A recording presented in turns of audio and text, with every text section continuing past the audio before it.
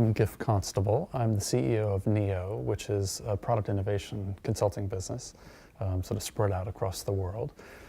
My background is really sort of, before Neo, spread out across 6 different startups. So I've spent my life trying to create and put new things in the world, and I've learned a lot of lessons along those journeys, which have led to these thoughts on customer development. When you have a new idea that you want to put into the world, something you think is going to make things better, every new idea comes wrapped in with a whole set of assumptions, essentially. How you think the world works now, and if you change it, and if you bring something new in, that it will work in a different way, in a better way, right? There's some facts in there, but there's a lot of assumptions in there as well.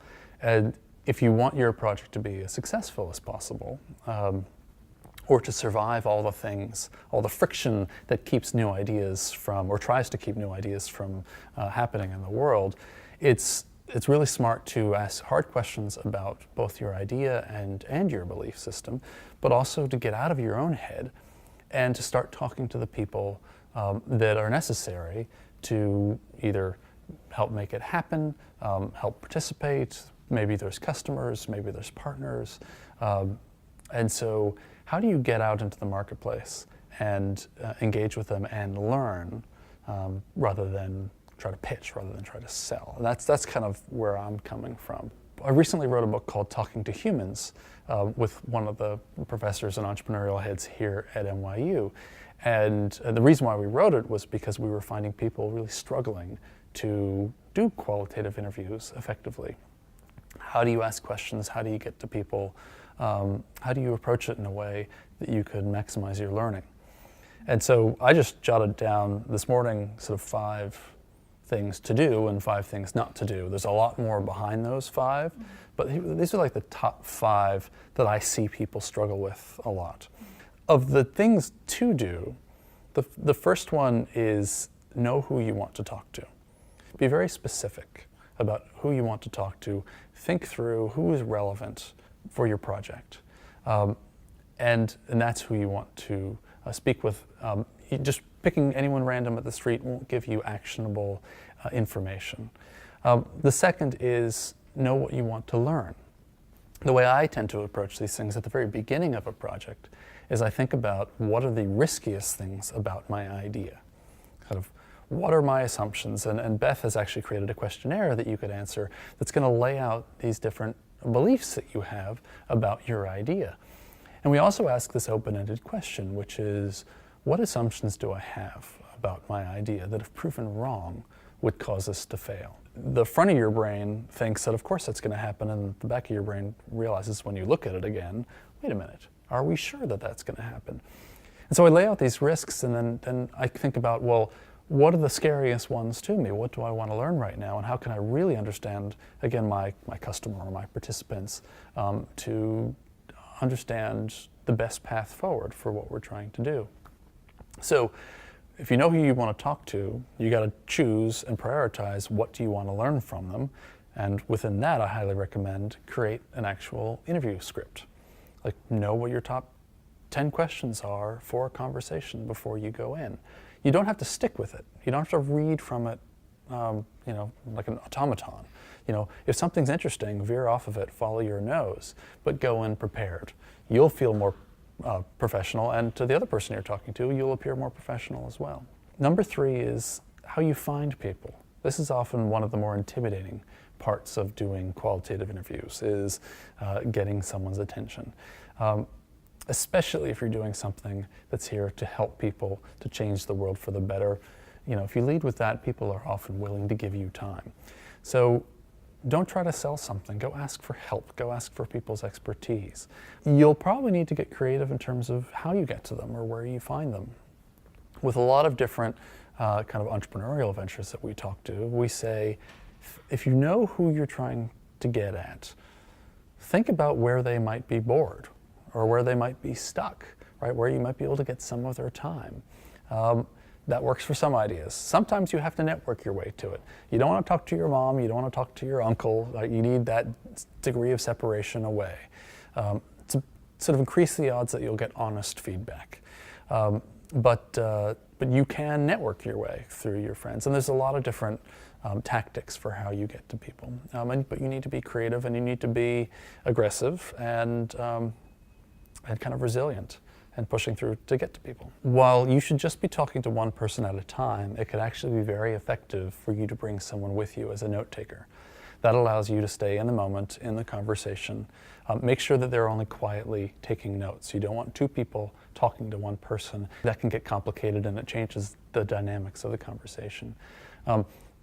You can't always do that. Sometimes there isn't that person to go with you. So if you're writing down notes, you just gotta basically, these are gonna be the key things that you're hearing.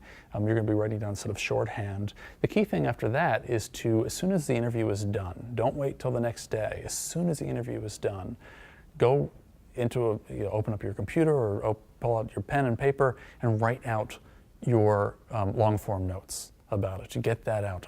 Put down the patterns, the things that you've actually spotted. Because what will happen is if it's more than a few hours away from the conversation and you go and you just get a few key shorthand comments, you're going to forget those little nuances that are important.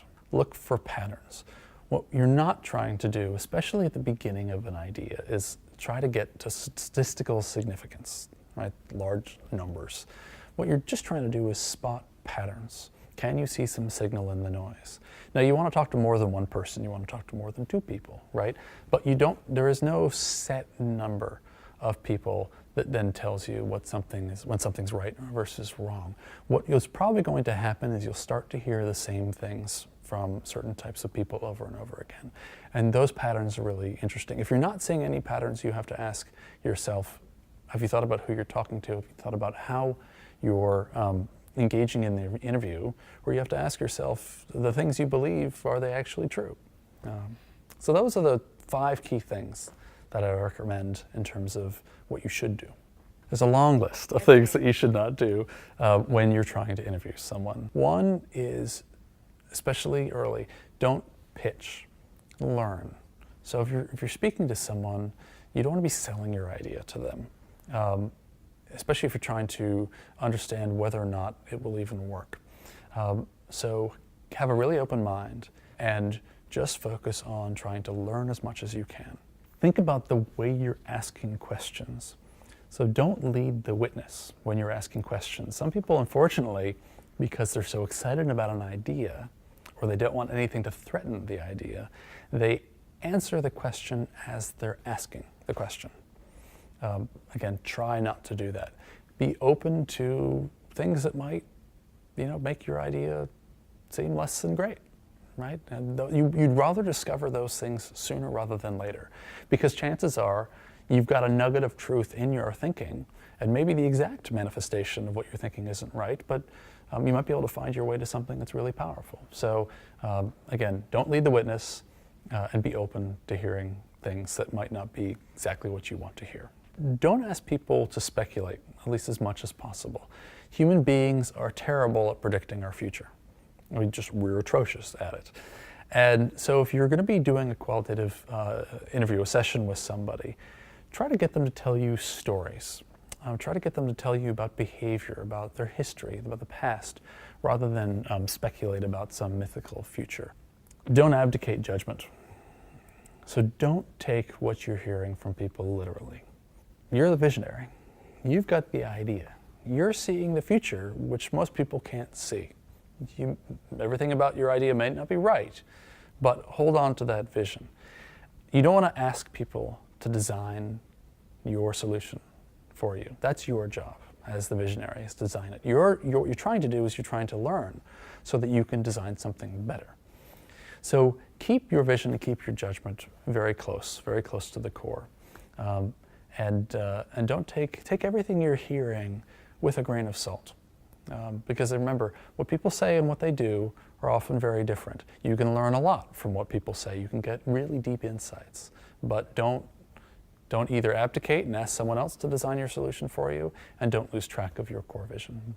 Don't just talk to people at the beginning of your process. What happens a lot of times is that people go, okay, is this a good idea? Let me go and speak to people in my field, potential customers or partners or participants, and go learn what I can learn. And then they get busy building. and they stop talking to people, which is a mistake. Your idea is going to evolve. How people think about your idea, how people participate in your idea is going to continue to evolve. So if you want to call this your market, so to speak, that's always changing. And so you as the core driver, the core visionary behind this effort, you never want to be completely disconnected, or at least have your team completely disconnected from actual individuals. And my field is in software. So we're building a lot of things that are online. They may connect with things that are offline, but there's always a technical portion to it. It's very easy in our world to slip back and just focus on metrics, right? These are quantitative metrics that show you people's actual behavior, and you could say, well, that's the truth. The trouble with the quantitative metrics is that they show you behavior, but they don't tell you why things are happening, right? And that comes from the actual qualitative discussions that you have with people, and it's really powerful to try to keep a cadence, a regular cadence, throughout the entire life of a project, where you're actually talking to individuals.